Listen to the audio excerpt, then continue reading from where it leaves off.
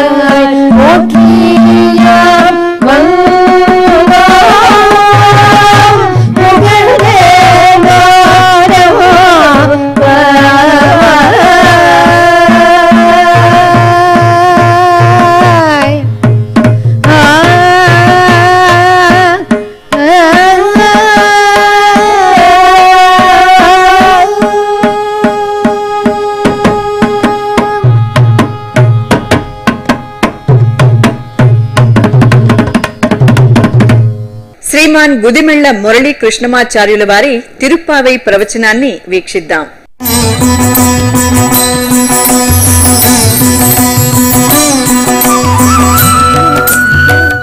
కర్కటే పూర్వ ఫల్గున్యాం తులసీకాననోద్భవాం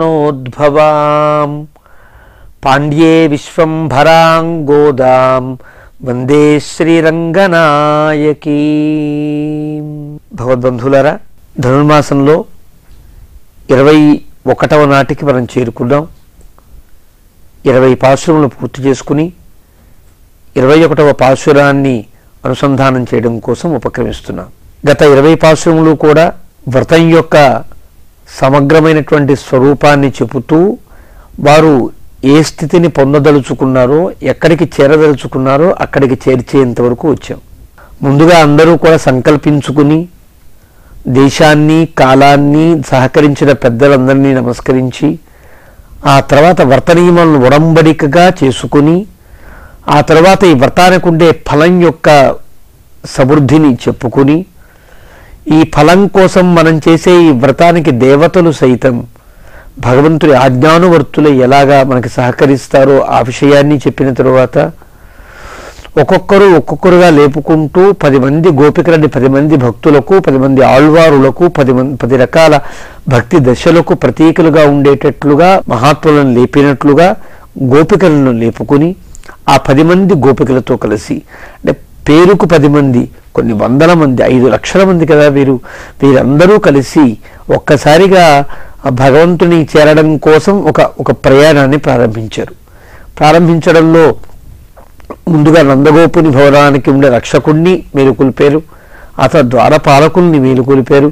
ఆ తర్వాత నందగోపుణ్ణి, యశోదని, కృష్ణ పరమాత్మను, బలరాముణ్ణి ఒక క్రమంలో వాళ్ళు మేలుకొల్పిన తరువాత నప్పిన్న పిరాట్టితో కూడి ఉన్న కృష్ణ పరమాత్మను విడిగా మళ్ళీ మేలుకొల్పి, నప్పిన్న పిరాట్టిని ముందుగా మేలుకొల్పి, నప్పిన్న పిరాట్టిని ఆ పరమాత్మని లేపిన తరువాత ఇద్దరికిద్దరు ఒకరంటే ఒకరుగా రక్షించడంలో త్వరపడేటువంటి వారి తగవులాటని గుర్తించి వారిద్దరిని యొక్క కరుణకు ఉప్పొంగి పరమాత్మని కీర్తించి మళ్ళీ నప్పిన పిరాట్టిని ప్రత్యేకంగా కీర్తించమ్మ, మీరిద్దరూ కలిసి మా యొక్క అనుగ్రహాన్ని కురిపించాలి అని ఆ క్రమాన్ని పాటించిన తరువాత నప్పిన్న పిరాట్టి ఈ పాశురంలో ముందు నుంచి కూడా మనకి ఈ పాశురాలలో ఒక క్రమాన్ని పరిశీలిస్తే మొదటి పాశురంలో నందగోపుని యొక్క వైభవాన్ని చెప్పారు, నందగోపుని యొక్క రక్షణ అధ్యవసాయాన్ని చెప్పారు.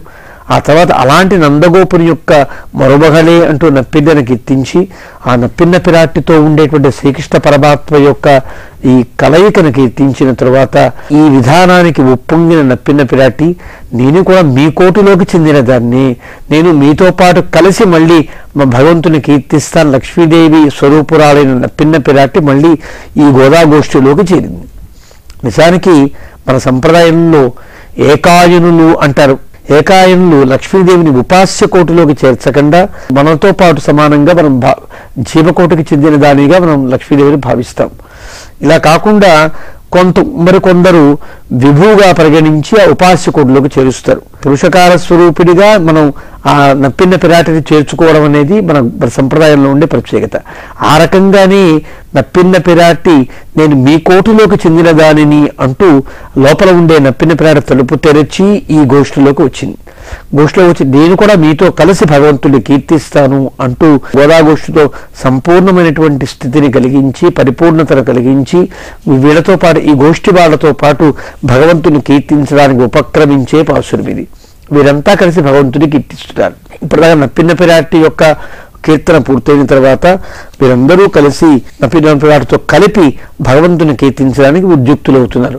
ముందుగా మనం పాసురాన్ని అనుసంధానం చేసుకుందాం. ఏత్త కలంగల్ ఎదిర్పొంగి మీదళిప్ప మాత్తాదే పాలు సొరిயும் வள்ளல் பெரும் பசுக்கள் ஆத்தப்படைத்தான் மகனே அறிவுராய் ஓத்தமுடையாய் பெரியாய் உலகினில் தோத்தமாய் நின்ன சுடரே துயிலிஜாய் மாத்தாறு முனக்கு ஒலி தொலைந்துன் பாஷர்கள் ஆத்தாது வந்துன்னடி பணியுமா போலே போத்தியாம் வந்தோம் புகழிந்தேலோரெம்பாவாய். ஏத்த கலங்கள் ఎదిరి పొంగి మీదళిప్ప. ఏత్తక్కలంగల్ ఇంకా కృష్ణమూర్తిని కీర్తిస్తున్నారు. ఇంకా నిద్రపోతున్నావా అయ్యా? నువ్వు క్షీరాబ్ధిలో పడుకున్నావు అనుకుంటున్నావా, లేదా చక్రవర్తి కుమారుడైన రాముడు అనుకుంటున్నావా? అంటే కీర్తించడంలో కూడా ఒక రకమైనటువంటి ఆ కీర్తనలోనే వారి యొక్క కర్తవ్యాన్ని నిర్దేశిస్తున్నట్లుగా కీర్తించడం వీరికి ఉండేటువంటి ప్రత్యేకత. కృష్ణ, నువ్వు ఎవరైనా అనుకుని పడుకుంటున్నావు. ఒక్కొక్కసారి పడుకున్న తర్వాత తానే రాముడిగా తానే పరమాత్మగా అయిపోయి ఆలపించేటువంటి సందర్భాలు కృష్ణ పరమాత్మ కథలో కనిపిస్తాయి కదా. నీవు క్షీరాబ్ధిలో పడుకున్నావు అనుకుంటున్నావా, లేకపోతే చక్రవర్తి కుమారుడై అవతరించిన రాముడిగా హంసతూలికా తల్పం మీద పడుకున్నట్టుగా భావిస్తున్నావా? నువ్వు నందగోపుని కుమారుడివి. నందగోపుడు అంటే ఎవరు? గొప్ప పశు సంపద కలిగినవాడు. అలాంటి గొప్ప పశు సంపద కలిగినటువంటి నందగోపుని యొక్క ఇంట పుట్టిన నీవు చూడు ఒకసారి, ఇది మత్స్యావతారాన్ని ఎత్తావు, కూర్మావతారాన్ని ఎత్తావు. ఇవన్నీ కూడా అవతారములన్నీ కూడా అందుబాటులో లేకుండా ఎక్కడో పరత్వాన్ని ప్రకటించేవే అయితే అలా కాకుండా గోకులంలో పుట్టి అందరితో కూడా సమానమై తిరిగేటువంటి ఒక సౌలభ్యం కలిగినటువంటి వాడివి నీవు మళ్ళీ రాజఠీవిని మొలకపోస్తున్నట్లుగా పడుకుంటే ఎట్లాగయ్యా? నీ అవతార ప్రయోజనము అందరితో కలవడం కోసం కదా అంటూ నీవు నందగోపురి ఇంట అవతరించిన వాడవు అని గుర్తు చేస్తున్నట్లుగా ఏత్తక్కలంగల్ ఎదిర్పొంగి మీదళిప్ప అంటూ ఒక ఉదాహరణ, ఒక ఉపమానాన్ని చెప్తున్నారు. ఇక్కడ నందగోపుణ్ణి మొట్టమొదటి పాసురంలో కృష్ణ పరమాత్ముడు రక్షించేవాడుగా కూర్వేల్ కొడుందుదిలన్ నందగోపన్ కుమరన్, బల్లెము ధరించి రక్షణ అధ్యవసాయం కలిగిన కృష్ణ పరమాత్మను రక్షించుకోవడమే పరమావధిగా కలిగినటువంటి నందగోపుణ్ణి కీర్తించారు. ఆ తర్వాత నాయకనాయి పాసురంలో తనని గొప్ప పరాక్రమ నాయకుడిగా ఒక ప్రభు లక్షణములు కలిగినటువంటి వాడిగా కీర్తించారు. ఆ తరువాత పాసురంలో అంబరమే తన్నీరే శోరే అంటూ ధార్మిక ప్రవృత్తి కలిగి అందరినీ పోషించగలిగేటువంటి ధర్మ ప్రవృత్తి దాతృత్వము కలిగినటువంటి వారి వ్యక్తిగా వారిని కీర్తించారు. ఆ తర్వాత ఉండు మదగళిత్రైన పాసురంలో ఎలాంటి శత్రువునైనా నిర్జించగల, ఏనుగులను సైతం తన బలముతో ఓడించగలిగినట్లుగా ఉండే పరాక్రమం కలిగినటువంటి వాడిగా కీర్తించారు.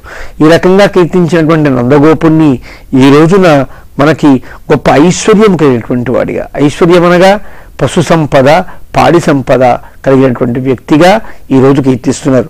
ఏత్తక్కలంగల్ ఎదిర్పొంగి మీదళిప్ప. పశువులు తమ పొదుగుల నుండి కారుచున్న పాలను పితకడానికై పెట్టిన కొండలన్నీ నిండేటట్లుగా ఎదిర్పొంగి, కొండలు నిండుగా పొంగి పొరలేటట్లుగా అవి ప్రవహింపజేస్తున్నాయి. అంటే అంత గొప్ప పశు సంపద కలిగిన వాడు. అన్ని ఆవులను అన్ని పశువులను పాలు పితకాలి అంటే ఇది వేల కోట్ల ఆవులు కదా వాళ్ళకున్నవి. అవన్నీ పాలు పితకడం అంటే చాలా కష్టమైనటువంటి పని. అంటే ఆ రకంగా అంత గొప్ప పశు సంపద కలిగిన వాడు ఈ నందగోపుడు.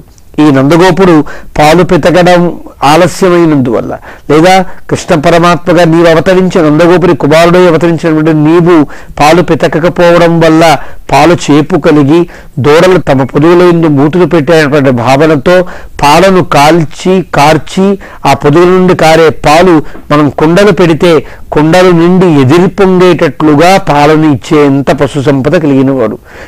ఎత్తక్కలంగల్ ఎదిరి పొంగి మీదళిప్ప.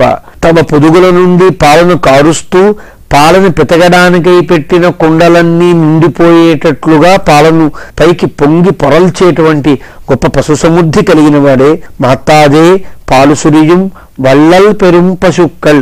అందరూ కూడా పాలు పితకడానికి దగ్గరికి వెళ్ళి పాలు పితకనే అవసరం లేకుండానే పాలు కాల్చే ఔదార్యం కలిగిన వీరంటారు.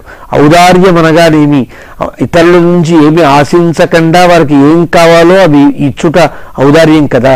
అలాంటి ఔదార్యం కలిగిన వారు ఆచార్యులుగా పిలువబడతారు. ఎంత ప్రార్థించినప్పటికీ కూడా కొందరు ప్రార్థిస్తే ఇచ్చేవాళ్ళు కొందరు ఉంటారు, ప్రార్థించకపోయినా ఇచ్చేవారు కొందరు ఉంటారు. అలాంటి వారిని ఉదారులు అని అంటారు. భగవంతుడి సన్నిధానానికి వచ్చేటువంటి వాళ్ళు ఎలా ఉంటారు అంటే ఆర్త జిజ్ఞాసు అర్ధార్థి జ్ఞానీచ భరతర్షభ. ఆర్తులది కొందరు, ఏదో కావాలని వచ్చేవాళ్ళు కొందరు, ఆర్తి కలిగి వచ్చిన వారు కొందరు, అర్ధార్థులై వచ్చేవారు కొందరు, జ్ఞానులై వచ్చేవారు కొందరు. జిజ్ఞాసు అర్ధార్థి జ్ఞానీచ ఆర్త జిజ్ఞాసు తెలుసుకోవడానికి వచ్చేవాళ్ళు కొందరు. 4 రకాలుగా ఉంటే వారంతా తమ నుండి ఏదో పొందడానికి వచ్చిన వాళ్ళందరినీ పట్టుకుని భగవంతుడు ఉదారా సర్వయేవైతే జ్ఞానీత్వాత్మైవ మే మతం.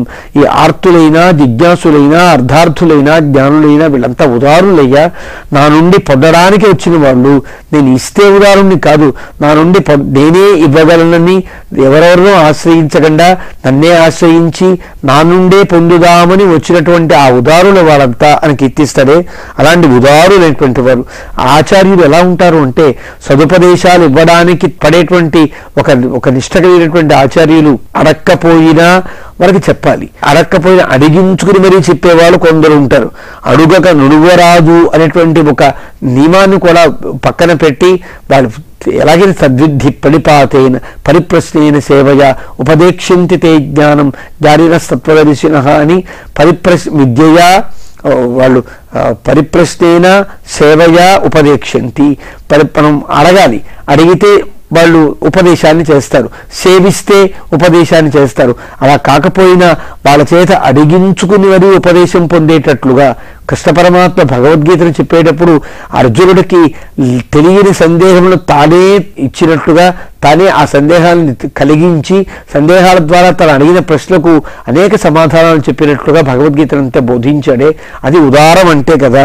తత్వేన యశ్చిదచిదీశ్వర తత్స్వభావ భోగాపవర్గ తదుపాయ గతీ ఉదార సందర్శయన్ నిరవివీత పురాణరత్నం తస్మై నమో మునివరాయ పరాశరాయ అంటారు.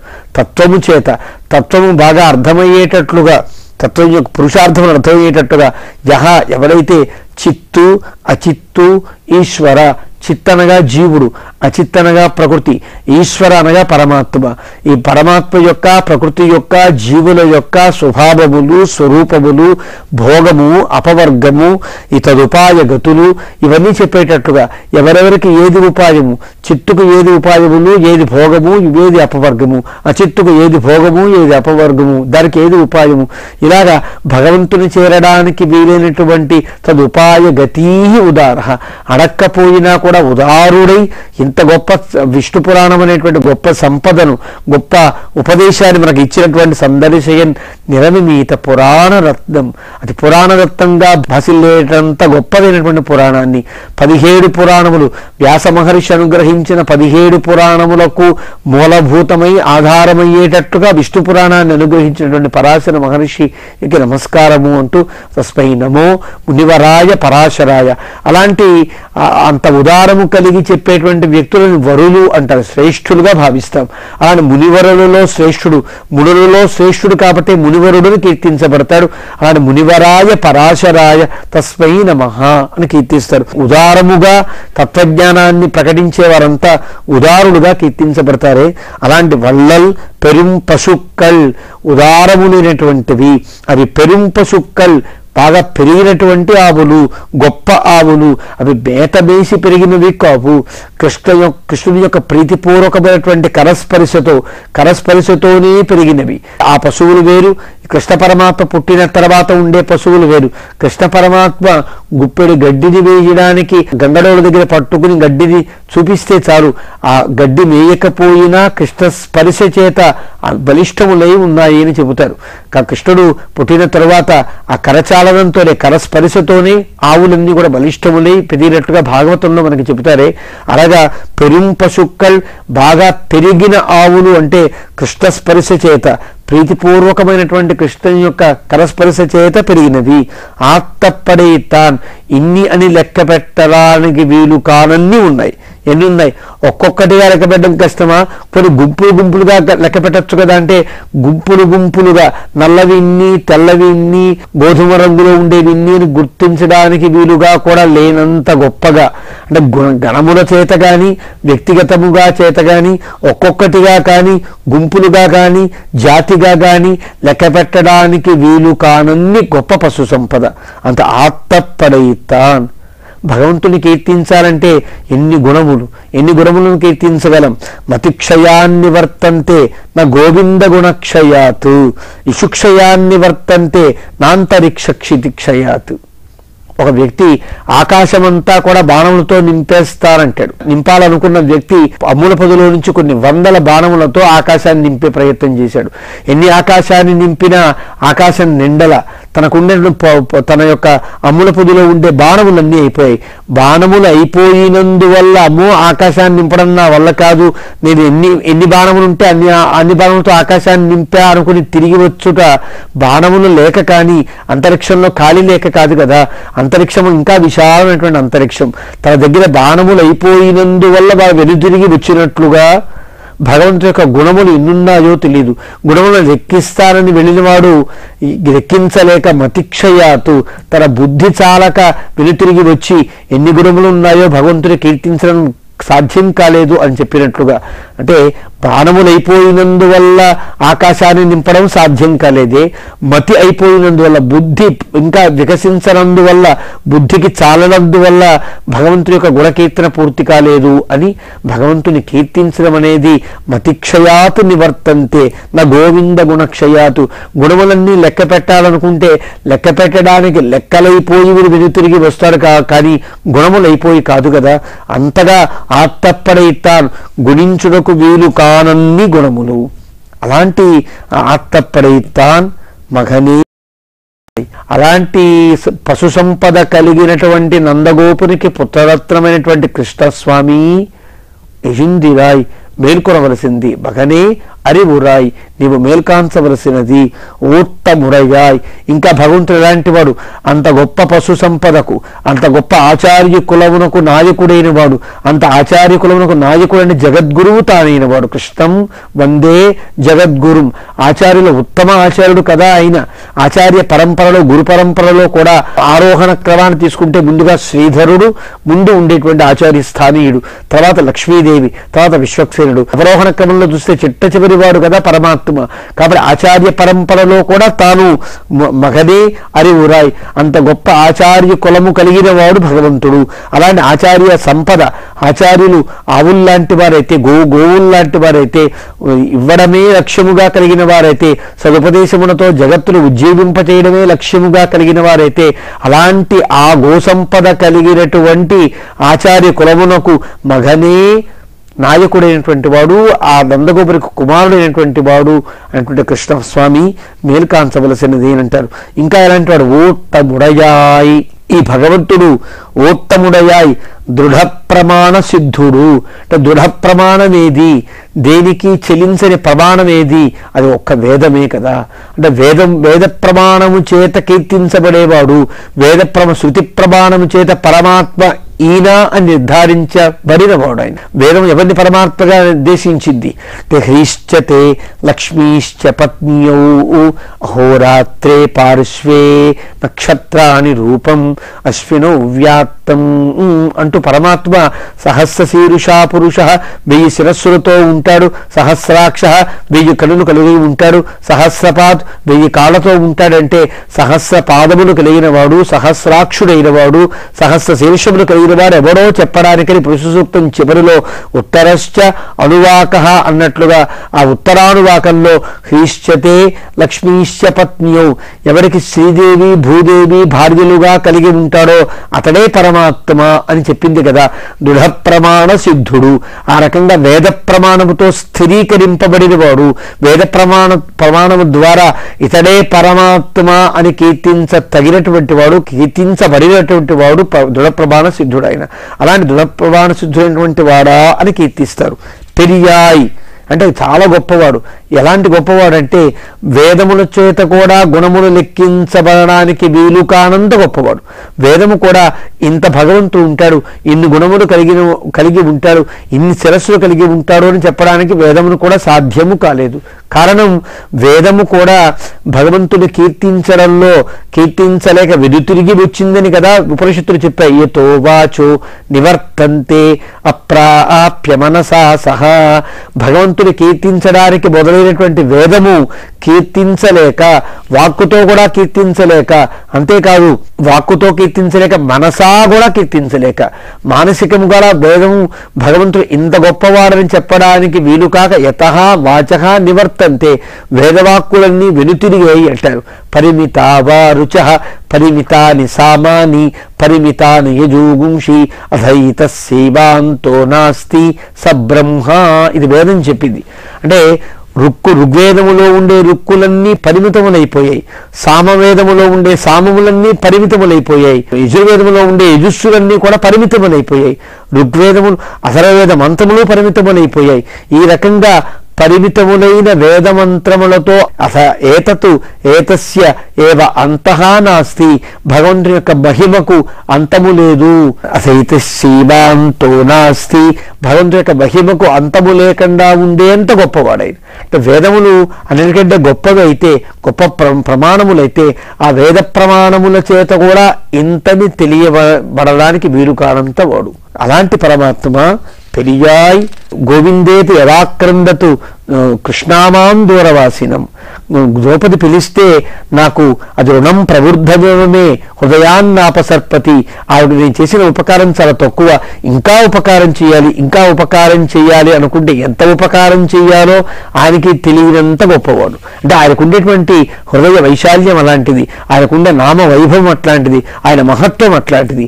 అలాంటి పెరియాయ్ ఉలగినిల్ తోత్తమాయనిన్న, వేదములలో దృఢమైనటువంటి ఉనికి కలిగి ఉన్నటువంటి పరమాత్మ ఆయన సుడరే, దివ్య జ్యోతిలా ప్రకాశించేటువంటి పరమాత్మ, వేద ప్రమాణముల చేత కూడా అందని వాడు, వేద ప్రమాణం చేత దృఢము చేయబడినటువంటి పరమాత్మ, అంటే వేద వైద్యుడైనటువంటి పరమాత్మ. మన సిద్ధాంతమే వైదికమైన సిద్ధాంతం, పరమ వైదికమైన సిద్ధాంతం కాబట్టి వేద వైద్యుడైనటువంటి పరమాత్మ సుడరే, కర్మ అందరికీ కాంతులిని ఒక దీపం లాంటివాడా, సంపూర్ణమైన ఆనంద స్వరూపుడా, మాత్తార్ ఉనక్కు ఒలి తొలైందున్ వాసరఘన్ ఆత్తాదు వందున్నడి పనియుమా పోలే పోతియాం వందోం పుగయిందేలోరింబావాయ్, పోతియాం పుగయిందు వందోం, నిన్ను కీర్తించడానికే మేము వచ్చామయ్యా. నీకు శత్రువులందరినీ నశింపజేసేటువంటి ఆ వ్యక్తివి నీవు. నీ కోసం అన్ని విరోధములను పోగొట్టుకుని నీ యొక్క అనుగ్రహంతో ఏ విరోధము లేకుండా నీ దాకా వచ్చి నీ యొక్క కీర్తిని పోతియాం వందోం పుగయుందు, నిన్ను కీర్తించడం కోసమే నీ సన్నిధికి చేరిన వాళ్ళం కాబట్టి పోతియాం వందోం పుగయుందు ఏలోరెంపావాయ్, నిన్ను కీర్తించడానికి నీకు మంగళాశాసనము చేయడమే మాకు లక్ష్యం తప్ప వేరే కోరికతో వచ్చిన వాళ్ళం కాదు ప్రభు అంటూ ఏత్తక్కలంగల్ ఎదురు పొంగి వీధిలిప్ప. ఇలాంటి గొప్ప సంపద కలిగిన నందగోపుని కుమారుడా, దృఢమైనటువంటి ప్రమాణం కలిగిన వాడా, పెరియాయ్ వేదమును కూడా అందనంత గొప్పవాడా, సుడరే దీపము లాంటి వాడా, సంపూర్ణమైన ఆనంద స్వరూపుడా, ఆనందం బ్రహ్మణో విద్వాన్ వేదం చెప్పినట్లుగా సంపూర్ణమైన ఆనంద స్వరూపుడా, నిన్ను కీర్తించడమునకే వచ్చాము, నిన్ను కీర్తించుటయే మా పరమ పురుషార్థము అంటూ ఈనాటి గోపికలు భగవంతుని కీర్తిస్తున్నారు. మాదృశా కించన త్రాణ బద్ధ కంకణ పాణయే విష్ణుచిత్త తనూజాయై గోదాయై నిత్యమంగళం. ఇప్పుడు తిరుప్పావై పాసుర వైభవాన్ని తెలిపే నృత్యాభినయాన్ని వీక్షిద్దాం. సింధుల వారు రచించిన రసధుని తెలుగు పాసురాన్ని శ్రీమతి రమాప్రభ గారి గాత్రం ద్వారా ఇప్పుడు విని ఆస్వాదిద్దాం.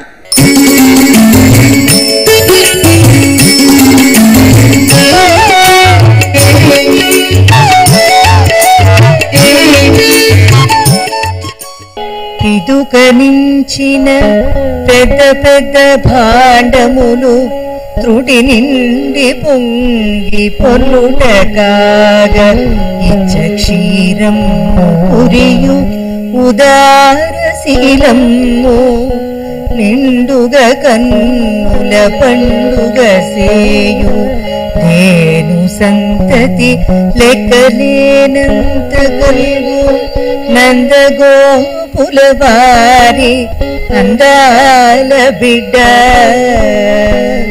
మేలుకోవయ్యా మమ్మేలుకోవయ్యా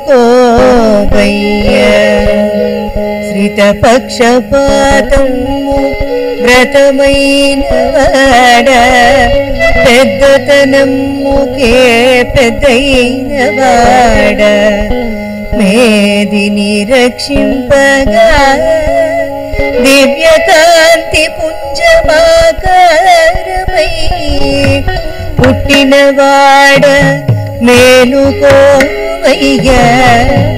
మమ్మేలుకోవయ్యా నీ ముందు తమ తేజు నీరైన అరులు నీ ముంగిటికి వచ్చి నిలచిన వారు నిలువను జాలక నీ అడుగులకు మడుగులొత్తెదని ఆ మాదిరి మేము పొంగుచు పాడుచు పొరి పొరి నీకు మంగళాశంససేయంగా నే వేచితిమి మేలుకోవయ్యా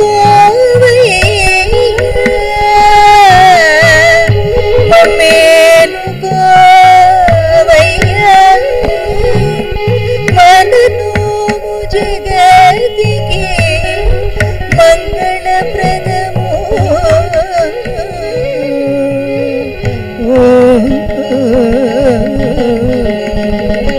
మనలో జగతికి మంగళప్రద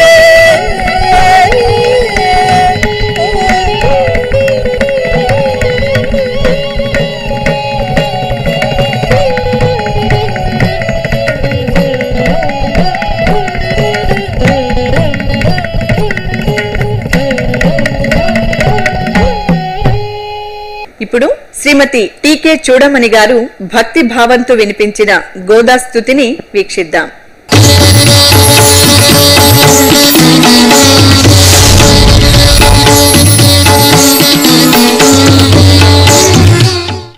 ఉల్లాస పల్లవిత పాలిత సప్తలోకీ నిర్వాహ కోరకిత నేమ కటాక్షలీలా శ్రీరంగహర్మ్యతల మంగళ దీపరేఖా శ్రీరంగరాజమహిషీం శ్రియమాశ్రయామః.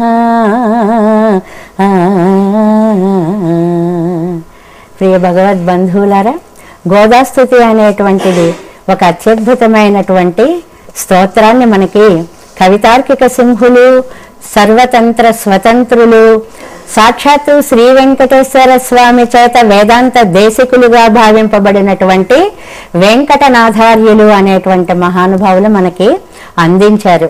ఇందులో అత్యద్భుతమైనటువంటి శ్లోకాలు, అమ్మ యొక్క పురుషకార స్వరూపాన్ని చెప్పేటువంటి శ్లోకాలు, స్వామి యొక్క వైభవానికి అమ్మ ఎలా మూలకారకురాలో నిరూపించేటువంటి శ్లోకాలు, ఆవిడ యొక్క పట్టమహిషిత్వాన్ని, ప్రాభవాన్ని, వైభవాన్ని చాటేటువంటి శ్లోకాలు, ముఖ్యంగా సూడి కుడుత్త నాచియారని అమ్మ పేరు పొందినట్లుగా ముడిచి విడిచిన దండలని స్వామికి సమర్పించడంలో ఆ దండల కోసం స్వామి ఎలా ఆశపడుతున్నాడు అనేటువంటి దాన్ని ప్రత్యేకంగా వర్ణించినటువంటి అద్భుత శ్లోకాలు ఎన్నో చోటు చేసుకుని ఉన్నాయి. ఆ వైభవాల్ని మనం ఆస్వాదిస్తున్నాము. ఈనాడు మనం 20వ శ్లోకంలోకి ప్రవేశిస్తున్నాము. ఇందులో అమ్మ యొక్క ప్రేమ సంభరితములైనటువంటి చూపుల యొక్క వర్ణనని వేదాంత దేశకులు మనకి వర్ణిస్తున్నారు అని.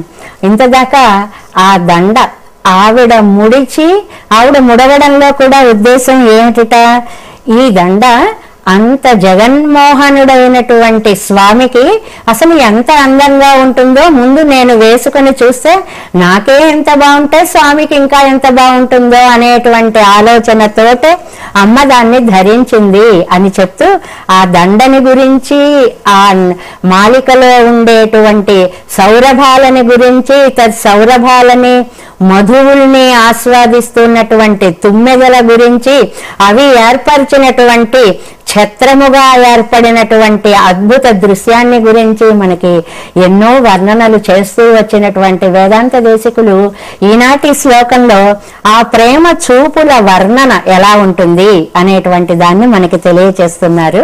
ఆ శ్లోకాన్ని మనం అనుసంధానం చేసుకుందాం.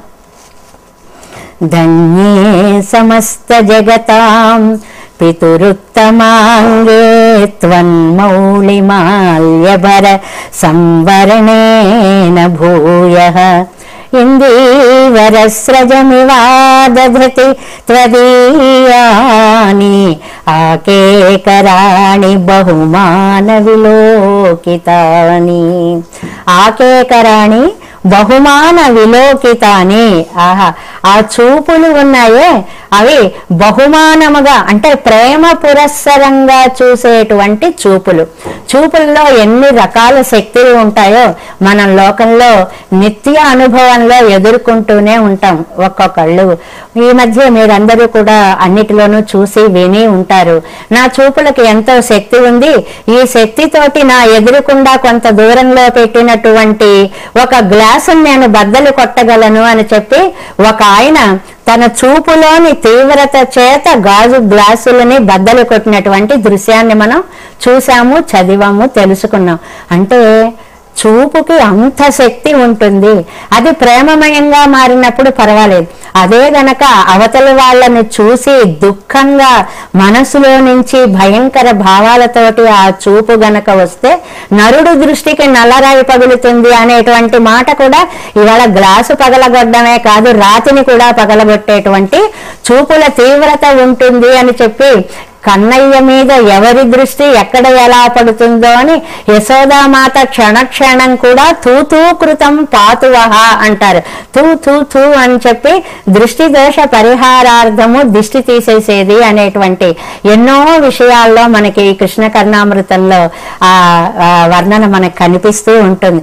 అలా చూపులకి అన్ని రకాలైనటువంటి శక్తులు ఉంటాయి. కాబట్టే మనకందరికీ తెలుసు, కాకి కథ రెట్ట వేసింది అని చెప్పి కౌశికుడు అనేటువంటి మహర్షి తీవ్రంగా ఒక్కసారి చూసేటప్పటికీ ఆ కాకి కాస్త నేలపడి ప్రాణాలు కోల్పోయిన వృత్తాంతం మనకి తెలుసు. పరమశివుడి కంటిలో నుంచి వచ్చిన మంటలతోటి మన్మధుడు అనంగుడైన వృత్తాంతాలన్నీ మనకి తెలుసు. కాబట్టి చూపులకి అంత శక్తి ఉంటుంది. అలాంటి చూపులని ప్రేమ అనే శక్తితో గనక నింపితే అది అవతల వారికి ఎలాగ శుభ ఆశీస్సులుగా అందుతుంది అనేటువంటి విశేష విషయాన్ని కూడా చెప్తూ, అసలు స్వామి ఎందుకు గొప్పవాడయ్యాడు అంటే నీ మాలని ధరించడం వల్ల ధన్యుడయ్యాడు. ధన్యే సమస్త జగతాం పితురుత్తమాంగే త్వన్మౌళిమాల్యభర సంవరణేన భూయః.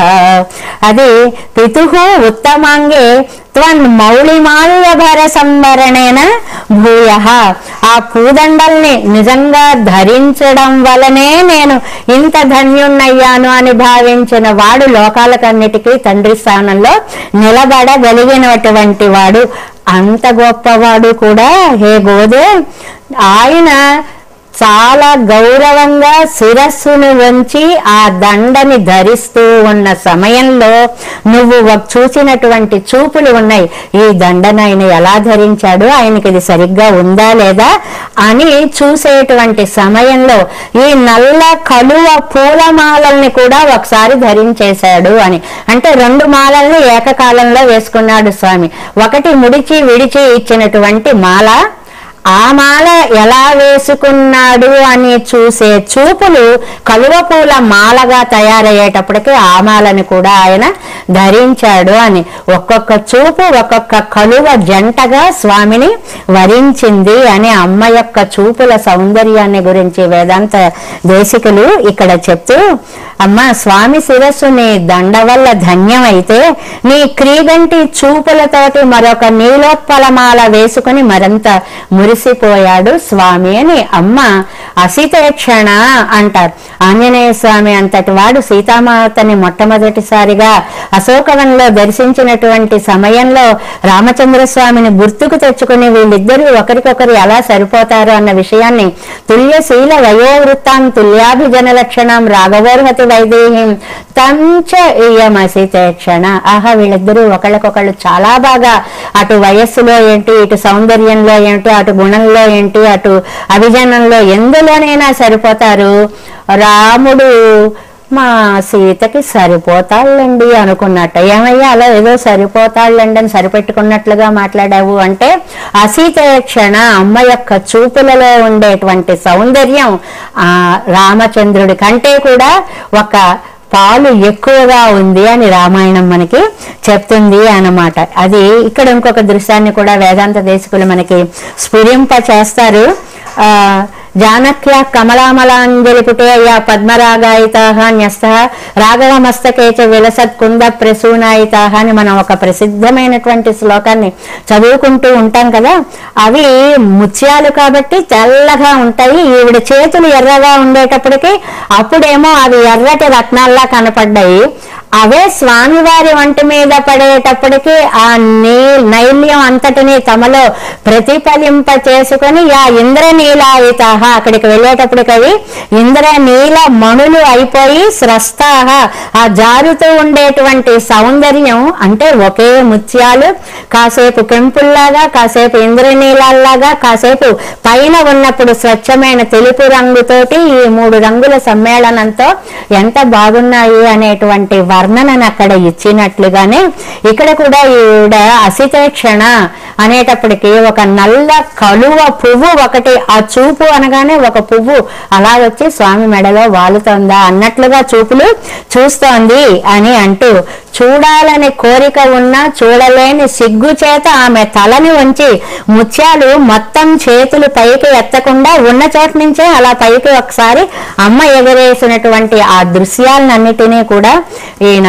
మనకి ఈ వేదాంత దేశికులు అమ్మలో ఉండేటువంటి సౌందర్య గుణము దానితో పాటు స్త్రీ సహజమైనటువంటి త్రప సిగ్గు అనేటువంటి ఒక అలంకారము పెట్టని అలంకారమైనటువంటి గుణాలని ఈ శ్లోకంలో మనకి స్ఫురింప చేస్తూ, అమ్మ అంత అందమైన చూపు కాబట్టే ఆ చూపు పడిన వాడు హాయిగా ఏనుగు మీద అంబారి మీద ముత్యాల ఆ గొడుగు కింద దర్జాగా కూర్చుని లోకాలన్నిటినీ ఏలగలుగుతున్నాడు. ఆ చూపే పడని వాడు ఆ ఏనుగుపై ఉన్నవాడిని చూసి పళ్ళు ఇకిలిస్తూ కింద కూర్చోవలసి వస్తుంది అని అద్భుతమైన శ్లోకాన్ని మనకి భట్టర్ వారు ఒకటి చెప్తారు. ఏకో ముక్తాతపత్ర ప్రచల మణిగణకారి మౌళిర్మనుష్య దృప్యగ్దంతావలస్తః నగణయతి నతాన్యక్షణం క్షోణిపాలాన్ యత్తస్మై తిష్టతైన్య కృపణమసరణ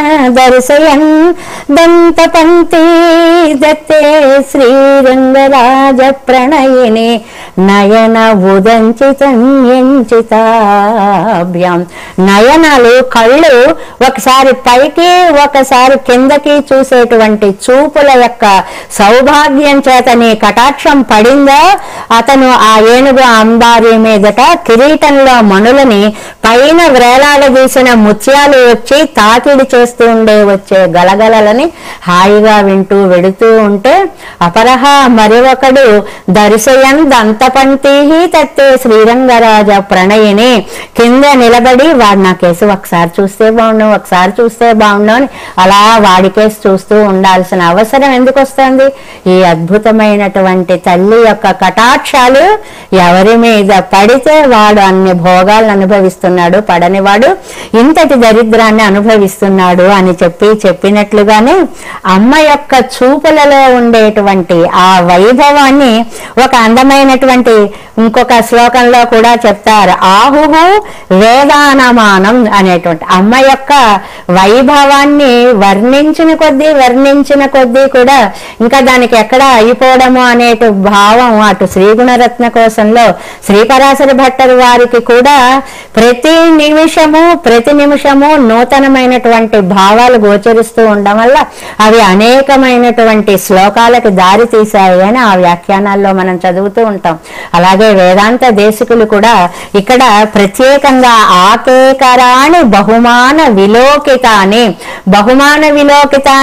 ఆకేకరాణి ఆ అందమైనటువంటి గౌరవ పురస్సరములైనటువంటి ఆ దయతో నిండినటువంటి సౌభాగ్య సంభరితములైనటువంటి చూపులు ఆ భక్తజనుల మీద పడేటువంటి ఆనందాన్ని ఇటు భక్తులకి ఎంత ఆనందాన్ని ఇస్తాయో భక్తులకే కాదు రంగనాథుడికి కూడా అంత ఆనందాన్ని అవి ఇస్తున్నాయి అనేటువంటి విశేష విషయాన్ని చెప్తూ ఇందీవర స్రజమివ ఆదధతి త్వదీయాని ఆకేకరాణి రంగనాథుట్ట వాళ్ళని ఇందాక ఒక మాల ఇచ్చింది అది మౌలికి పెట్టేసుకున్నాను, ఇప్పుడు ఈ నల్ల కలువల మాల ఎప్పుడు వచ్చిందా నాకు తెలియకుండానే అని చెప్పి ఆకేకరాణి అందమైనటువంటి చూపుల మాలని ఇందీవర మాలగా ధరిస్తున్నాడు అని అమ్మ యొక్క కటాక్షాన్ని వర్ణించడంలో వేదాంత దేశకులు చూపించినటువంటి వైభవము అంత మహిమాన్వితమైనటువంటి అలాంటి గోదే మాయందు కూడా నీ అనుగ్రహాన్ని నువ్వు కటాక్షించు తల్లి అని మనందరం ఆండాళ్ళ తల్లిని ప్రార్థిద్దాం. ఓం నమో వెంకటేశాయ. మార్గశిర మాసంలోని ధనుర్మాసం సందర్భంగా శ్రీ ఆండాళ్ళ అమ్మవారు భక్తలోకానికి అందించిన తిరుప్పావై దివ్య ప్రబంధ సారాన్ని రంగవల్లిక గానం, ప్రవచనం, నృత్యం, స్తుతి రూపంలో భక్తిరస భావంతో ఇంతవరకు వీక్షించారు కదా. శ్రీ ఆండాళ్ళ అమ్మవారి కరుణా కటాక్ష వీక్షణాలు మనందరిపై ఎల్లప్పుడూ ఉండాలని కోరుకుంటూ మళ్ళీ రేపటి తిరుప్పావై కార్యక్రమంలో కలుసుకుందాం. ఓం నమో వెంకటేశాయ.